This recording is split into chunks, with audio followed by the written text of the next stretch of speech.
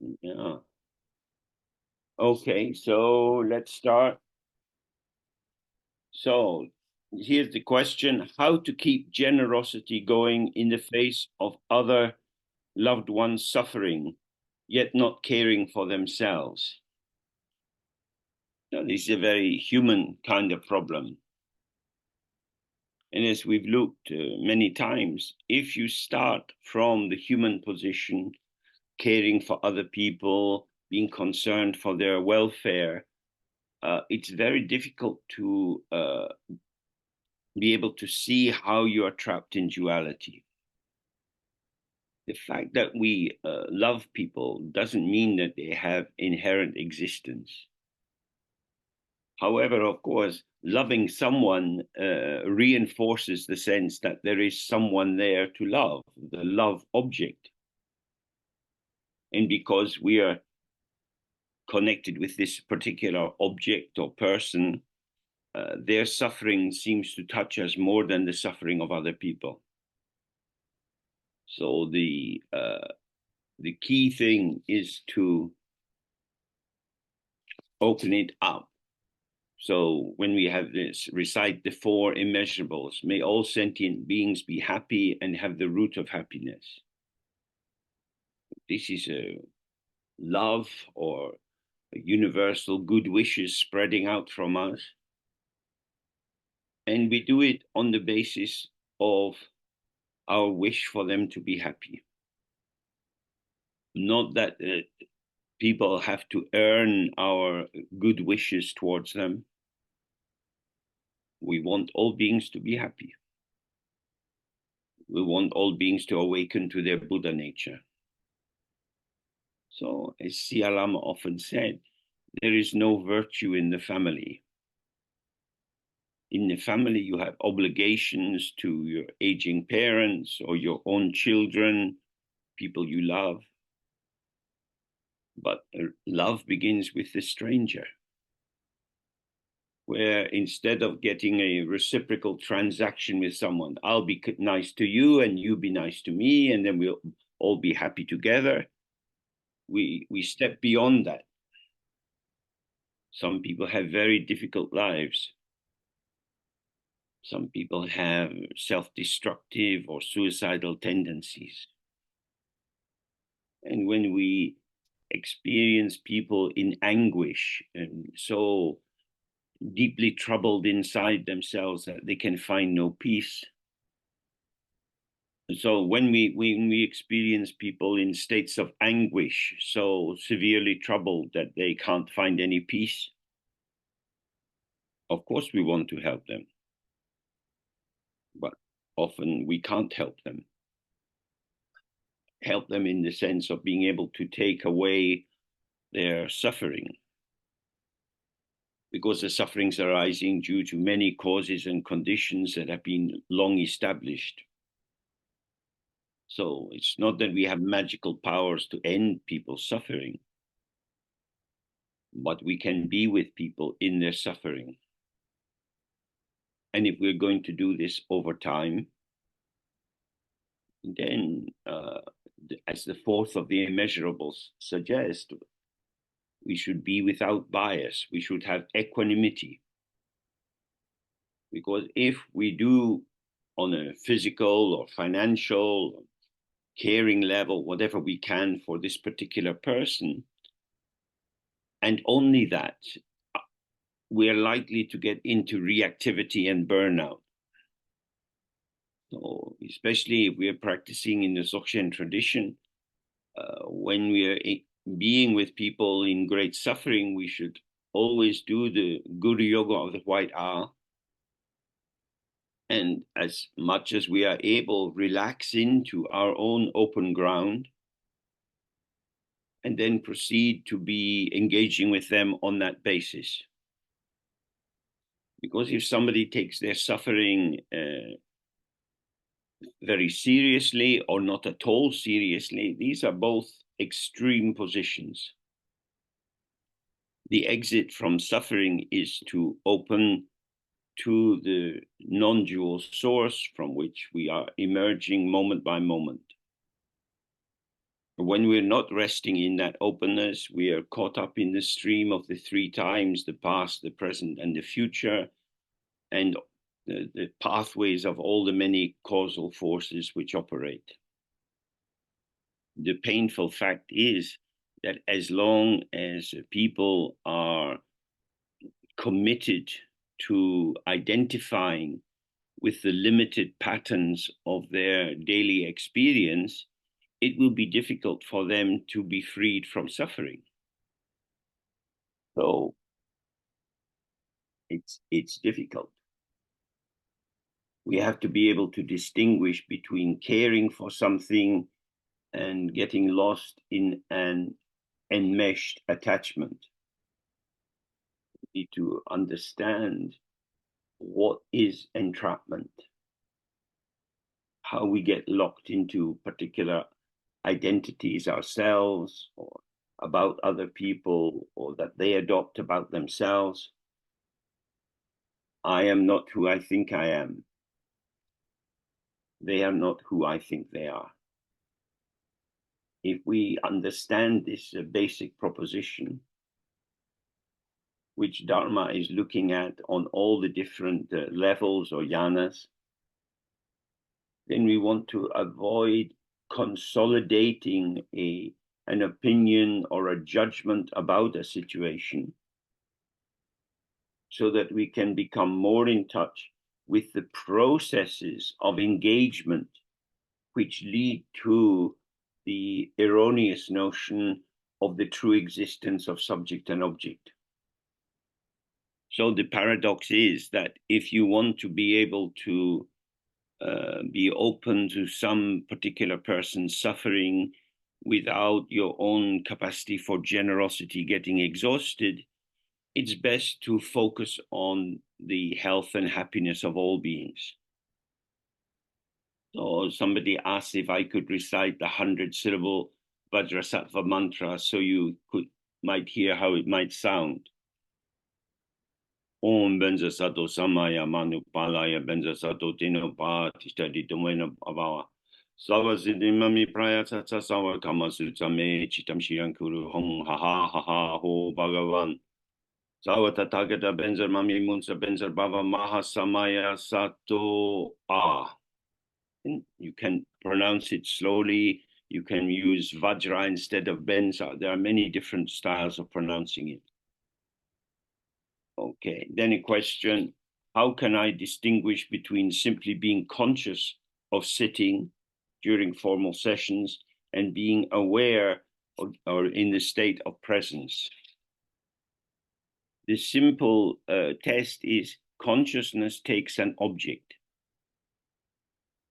Through our ear consciousness, we're conscious of hearing something. Through our eyes, we're conscious of seeing something. And through our mental consciousness, we can be conscious of thinking something.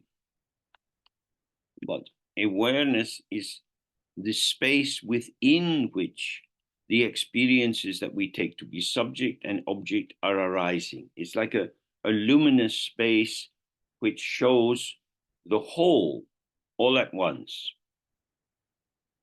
So if you like, I am is always within awareness. It's an experience arising in awareness. That is to say, if I say I am, there isn't a reference of a truly existing self. I am happy, I'm sad, I'm disappointed that we have no sunshine. All kinds of things arise which can be identified with. Both the item identified and myself as the identifier are both emergent patterns. Although we talk of subject and object as a basis of duality, you don't find a subject without an object, and you don't find an object without a subject. So actually they are born together. And our subjectivity is the feeling tone of our involvement in events which are occurring. They're part of the kind of inner narrative which accompanies us in life. Awareness is not like this. Awareness is not light coming from one place to another. It's not like a searchlight going out, but it is the luminous or the self-bright space of the emergence of all experience. So when you're sitting in the practice, if you have a sense, oh, I'm sitting or my back is sore, this is an important crossroads. Either you identify with this little storyline, there is sensation, I interpret this to be a pain in my back, this is happening to me. Or we simply allow this thought to arise and pass through, like a bird flying through the sky. If you don't do anything with this emergence, which it has a potential for being very sticky, then it just goes by. But if you get involved, you will stick to the thoughts and the thoughts will stick to you. And the one who gets involved, we can call consciousness. And simple awareness, which doesn't get involved, is rigpa, or the natural state of our mind itself. Well, the key thing about awareness is it's not blocking any kind of experience, yet nor is it merging into anything which arises. It doesn't need to get more of anything or less of anything, because it's not made up of stuff, as it were. So in terms of my ego self, which is it's not something which exists, but it's like an illusory form that I can invest more or less energy and belief in, I can tell other people lots of stories about my life. In doing that, I can talk about the past as if it was still present. I can talk about my future plans as if they were almost already existing here and now. When we find ourselves doing this, this is the work of consciousness. Consciousness is the doer, the maker, endlessly editing the storylines of our past and our imagination to form patterns which we give to ourselves and to others. So the key thing when we get caught in that is to settle as much as we can, settle into the out breath, and observe that when I, or the self nexus, doesn't move, we see that the thought and the feeling and the memories always move. We probably all have habits or mild addictions of some kind. They're useful because they limit the amount of choice you face. If you always buy the same kind of apple, you don't have to think, what apple will I buy? So in the same way, we have habitual formations of thoughts and feelings and memories and plans. And if we keep churning these patterns over again and again, it is this which generates the felt sense of the continuity of my own existence. So if you're getting involved, you're in consciousness. And if you're not involved, but you're relaxed and open, then you're opening in the direction of awareness. Okay, then the next question. On the cushion, I can maintain rigpa or awareness pretty stably, but struggle in daily activities. How can a lay person gradually bring rigpa into daily activities? It's an interesting question, but it's phrased in a way that sets up there being two domains. the domain of samsara, of duality, of many busy demands in daily life that take me here and there. And then on the other side, the nirvana side, if you like, there is awareness, which is untroubled and able to integrate whatever is arising. As long as we're trying to go from here to there, we're not in the practice of Dzogchen. When we talk about the Dzogpa Chenpo, the great completion, the whole which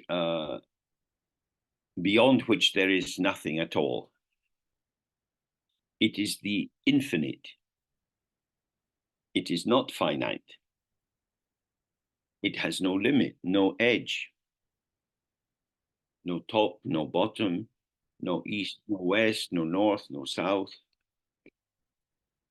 All finites are within the infinite. How could they come from somewhere else? If finites could come from outside the infinite, then the infinite would not be infinite. This is very, very important. The text, so many texts, including the Mahamudra text we looked at the last years, they're always saying the mind is like the sky. The sky has no top or bottom, or maybe better to say space has no top or bottom. The earth is in space. We are in space. We are aspects of space. We move in space, non-dual from space.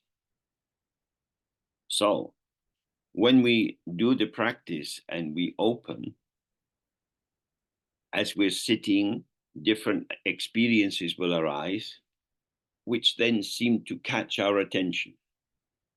And that gives us a kind of perspective. There's me and this particular thought, and there's some kind of connection between us. When that happens, you lose awareness. You are a consciousness having the experience of something. So that's why again and again, when we find ourselves in that situation, we relax and release. I need this. This is important. I must remember to. When these kind of experiences arise for us, if we catch them, what they are doing is showing us how we attribute differential value to the various kind of moments of experience that arise. And then later, when you finish the meditation, you might recollect what seemed so important. And then it doesn't seem so very important. This is very helpful to see. The importance of the object doesn't lie in the object. It lies in the attention or the importance or the value that we put into the object. That is to say, many experiences arise. If we are uninvolved, they are just occurrences. Then it's as if it's an open plain with great diversity, but no allocation of specialness. So when we approach the diversity from the point of view of I, me, myself, the horizontal field flips and becomes vertical, in which we have special and not so bad and ordinary and rubbish.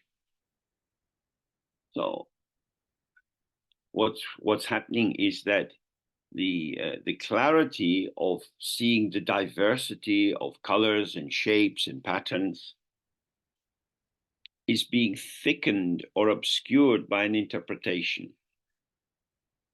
I see the color of something.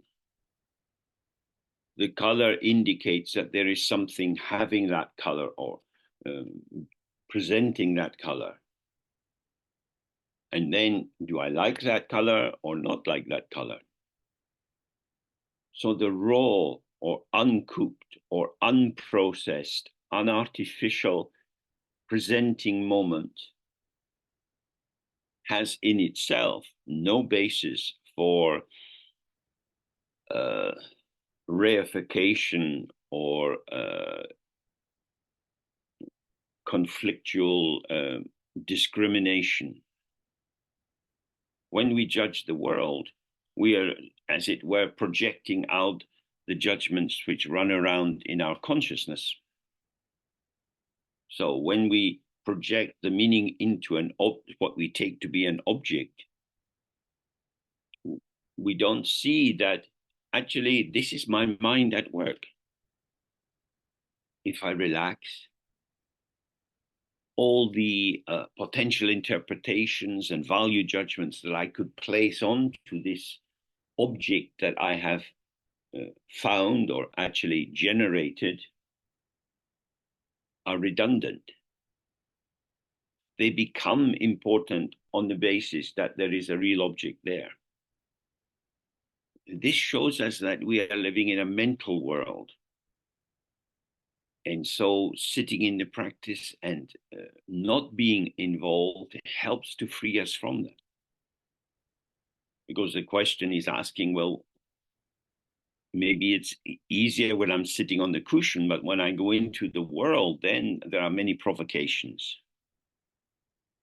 The provocations we find in the world are what we bring to the world. If you have an office, you have colleagues, maybe you don't like how they behave. So you might see, oh, that person A is lazy. They shouldn't be lazy. Why shouldn't they be lazy? They are lazy. Are you the boss? Why are you upset? But they shouldn't be lazy. In these moments, you can see how the energy of your mind, the potential of your mind can suddenly become very thick and dark and generate a definite conclusion about what is happening. So then, the more we see this, it's not about trying to control the circumstances of life. It's about simply accepting I'm not in charge. I'm not the boss. I participate. I participate in a moving field. And this participation is actions of body, of voice, of mind, which arise in a pattern and then dissolve. Everything which seems to come into being, to be constructed, to be generated, is there for a while and dissolves. So we can have participation within the infinite, within the open clarity of nothing truly exists in itself. So this is the best way to deal with the problems in the world. What we call the world is our mind. Nobody else experiences exactly your world. That's an amazing fact. The world is my world. The tree is my tree. Not in terms of ownership, but in terms of the tree for me is what I have access to. So I'm staying with the shifting patterns of phenomena.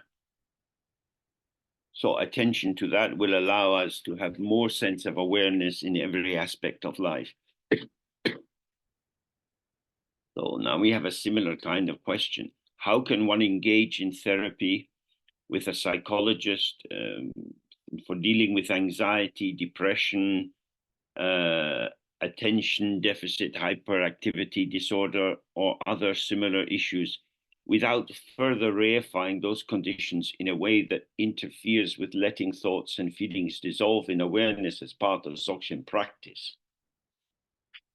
Yes, I think the person who wrote the question, this is very long. So he's saying, can I do therapy to deal with various psychological problems and not talk about them in a way that makes them seem more and more real and important and definitive of how I am? Well, there is no end to therapy, because you can tell the same story again and again, and it's never the same story. Elaboration or new nuances get woven into each telling. So the key thing to see here is there is no fixed object as referent when I describe my psychological condition. I think I'm talking about real events that actually happened. But actually, I'm generating a new pattern of narrative. I'm under the power of dualistic consciousness. So if I reinforce my feeling that I had a bad childhood, that my parents didn't care for me or whatever, what am I doing? I'm saying various things. I can tell you about myself. That is, I have a self that I can tell you about. I can tell you what happened to me. And because some of these things that happened to me were painful, I need you to be receptive and respectful. Take me seriously, because I'm taking me seriously. Now, clearly, this is going in a very opposite direction from Dharma. However, the aspects of my story which I feel I need to tell, if they are not told, can continue as secret truths inside me, as points of reference that will arise that confirm this is me, this is my life, how I suffered.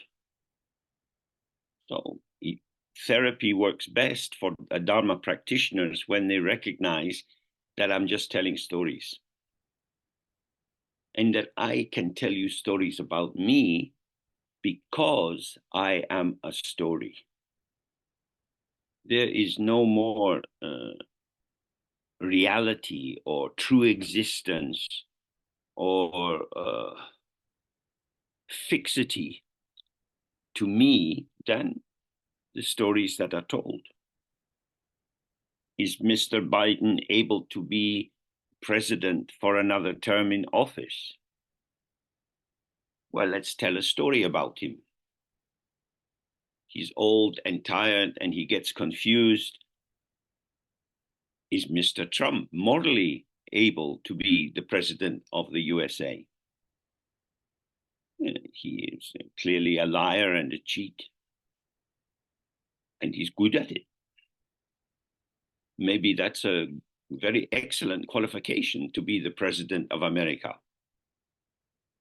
In Iran, the Ayatollahs always used to describe America as the great Satan. So maybe Mr. Trump is going to demonstrate this very precisely for us. In the Tibetan tantric texts, we often see references to gods and demons. It means like friends and enemies, the ones I like, the ones I don't like.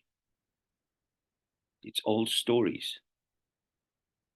People we think are terrible, other people think are wonderful. All the different prejudices that we have, racism, sexism, are resting on stories. Some people will say human beings are the gift of God. Or we might say, oh, they are the radiance of the Dharmakaya. Or they are commodities who can be caught and enslaved and sold and used sexually. There's no end to storytelling. This is why in Dzogchen, we don't begin with lots of prayers. which are formulated in terms of, you are wonderful, please save me. We relax straight into the unborn openness of our mind itself. And as we're sitting there, various little tags, various little storylines arise and pass through the mind. If we follow the concept, we're wrapped in a story. If we stay relaxed, we see that all these formations are self-arising and self-dissolving. So therapy can help people to free themselves from very limiting stories that hide their own potential from them. And in that way, they can help you engage in the practice. But we have to be very aware of the nature of stories, particularly in our human existence. From birth till death, we are wrapped in stories. Stories are the vehicle of a dualistic understanding. I can tell you about life in Japan. I've never been to Japan. I don't intend to go to Japan. But I'm happy to tell you about life in Japan. I will imagine my own Japan. People in Japan are very, very tall. And they carry with them a spoon because they only eat with spoons. Why not? You disagree with my story? You have another story? Well, I like my story. Why should I believe your story? All political differences are exactly that, just stories.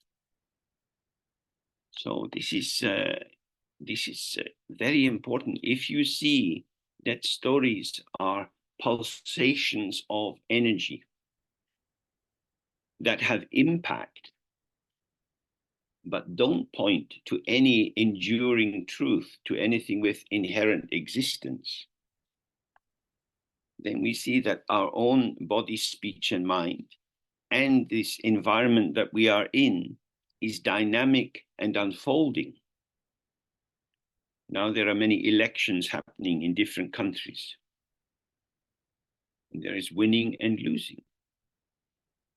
This pairing is one of the 8 worldly concerns. This is the basis of stories.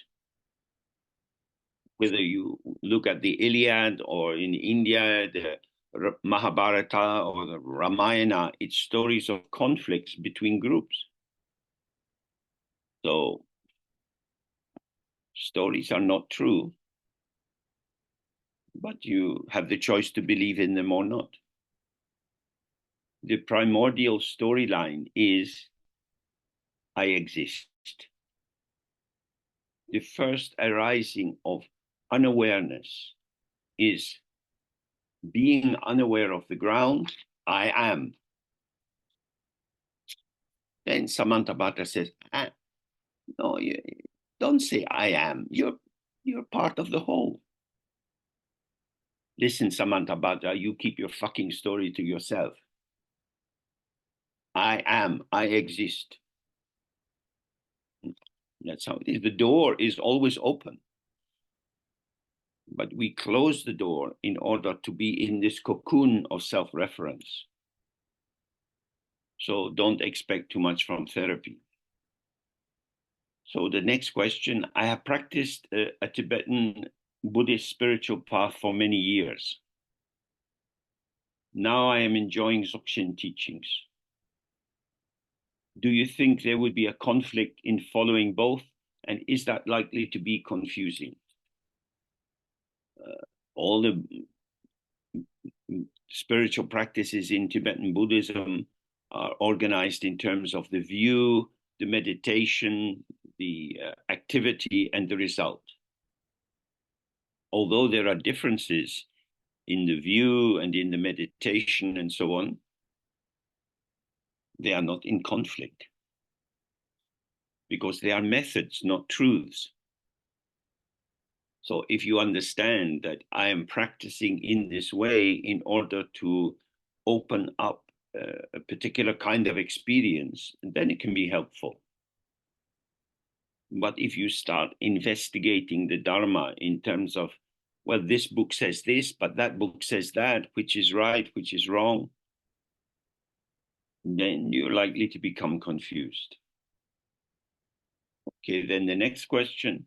I find it difficult to connect with other people, especially when I see in them qualities to which I aspire. Rationally, I understand that this does not make sense, since everything is transitory and empty of inherent existence. Yet, in such a situation, this pattern arises very strongly and with deep roots, and this totally directs me. If I reject the feeling, it becomes stronger. So I avoid situations. This gets in the way of my relating to people, and especially to teachers, and so creates obstacles in life and for Dharma practice. This is quite a long question, but very interesting. Essentially, the writer is saying, I have insight into the structure of my problem, but that doesn't dissolve it. I have a tendency that I try to control, but I can't control. This finding difficulty, especially with people who have qualities I admire, this would indicate there's a background problem of pride, and with that of envy. So it's as if the whole world is set out as a series of patterns or possibilities. How will I proceed? So again, in the ancient literature, there are many stories like this where the hero sets off on a journey and meets many different challenges and problems. Like Odysseus on the journey back from the war, coming home to Ithaca. I want to be able to manage my life. Things happen that upset me. Then I react to them. So what is the underlying structure? I feel different. I feel on the outside. I look at other people that seem to be laughing and joking and have friends, but I'm not very good at that. So I try to work out, how can I find the way in? There must be a door in the wall somewhere. People go in and out. But when I try to copy them and go where they are going in, it's just like a big wall. I don't know what to do. And clearly the person writing this has been thinking about it for a long time. There's an old saying, don't throw good money after bad. Means if you put some money investing in a project and the project is not going anywhere, don't put more good money after it. In good faith, I have entered into this road. I have traveled down this road, but it's not going anywhere. I have taken the wrong road. There's something wrong with me. I always take the wrong road. No, you just took the wrong road. But the reason I took the wrong road is because there is something wrong with me. That's your choice. If you see a small problem and you leave it alone, then you're free. Your problem is not telling you the truth about who you are. Your problem is showing you something about the nature of problems. I am socially anxious, and I don't feel very at ease with other people. This is a very popular problem. You could form the International Society for the Socially Anxious. Then you would be on the inside. In fact, you could call yourself the founding chairman of this international society.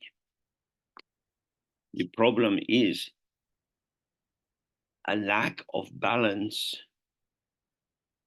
and a lack of flow. The lack of balance is to imagine that I have to deal with my problem because it's my life limit. And when I'm fixed on this life problem, I lose touch with all the other potentials of my existence. My problem has become my best friend and my worst enemy. So the issue about flow is that the mind is always moving. When you have a pattern which is repeated again and again and becomes like a kind of obsession, that is to say, something you really believe in, then it seems to take on a life of its own. Soldiers die for their country. But in the country, which blade of grass, which tree, which cow is asking the person to die? People die because of their fixation on an idea. People can keep smoking, although they know it's killing them, and they then get lung cancer. They were caught up in the idea, I have to smoke. So when you start with a conclusion like, I find it difficult to connect with other people, we can imagine it for this poor person in situation after situation. There is some interpersonal difficulty with some hypersensitivity to reading other people's faces, looking for rejection or negative opinions. That is to say, they are prisoners of the idea. The idea imprisons them, but they are also feeding the idea to keep it alive and powerful. So I'm sure all of us experience this in different ways.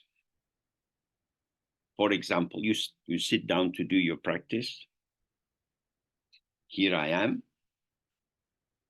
I'm sitting here. No, that's another mad story. You're starting with an assumption. I am doing my practice. Who is doing the practice? I am doing it. I exist, I'm real, I've learned this practice, I'm going to do it. Why am I going to do the practice? Because I'm a Buddhist. So this is now a padded cell. Now you're completely crazy. Why? Because you're believing ideas and you start with the belief rather than with the question, how am I? So when we sit, we just sit. We can start in silence or do the 3R, but either way, we are just sitting. Then we see what occurs. And the more we relax, the more open we are, we find access to the great diversity of possible experience. But if I start from a position, I have an intention to do the practice because I want to improve my life, then I start from a finite position in hope to get to the infinite. So for our Dzogchen practice, we relax out of our finite, our fixations, our identities, and just become present in this openness. That is to say, we are clear that the answer doesn't lie in the event. Everything which arises in the mind is impermanent. We sit and thoughts come and go, sensations come and go, feelings, memories, plans. I don't have to block or control these thoughts.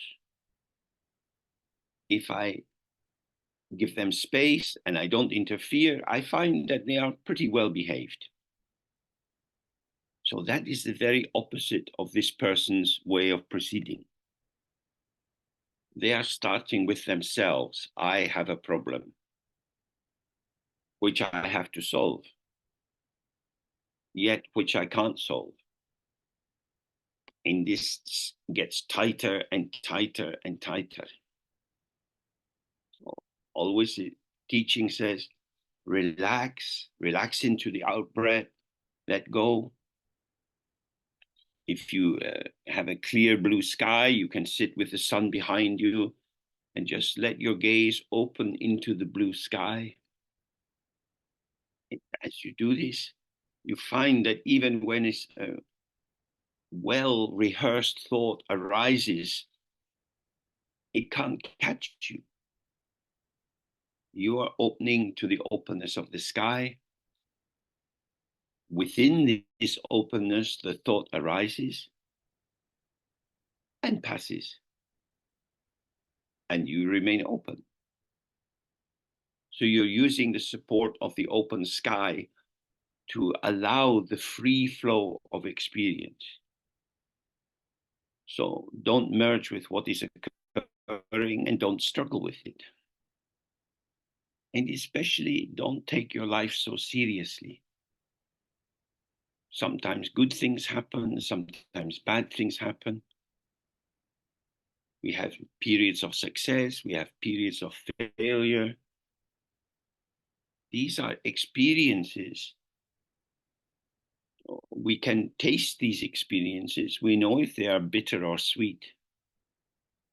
But if we open to them, they illuminate the potential of the ground.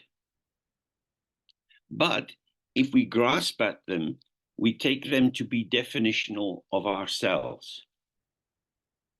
I'm a stupid person, I'm like this, I'm always like this, nothing ever really changes. So this is always our choice. If you trust space, everything can be within space. But if you trust the delusion of truly existing entities, you will lose the sense of spaciousness and have a very diminished life. So now we come to the end for this evening and for this term into the summer. We will resume this Q&A and some teaching Zooms in the autumn. I need to work out some dates and make sure that all the translators are able to function on these dates. So I'd like very much to thank our translators who work with these quite difficult topics. And to thank the background team from Brazil, especially Pedro, who keeps the whole show running. And of course, thank you for your attention, which makes my work very easy. And all being well, we can meet again on Zoom in the autumn, and perhaps we meet face to face in some of the places that I'll be visiting. So in some places, it's not summertime, it's wintertime, but in general, I wish you a good holiday period if you're having a holiday. So bye for now. And we are the lucky people to have these opportunities. Thank you, James. Thank you. Thank you very much, James. Thank you. Time and Thank you, Bye, James. James. again in the autumn. Bye. Thank you so much. James. Thank you. Bye. Obrigado, Milton. Bye. Bye. Bye. Bye bye. Goodbye. Bye, everyone. Thank Take you. care. Bye. Gracias.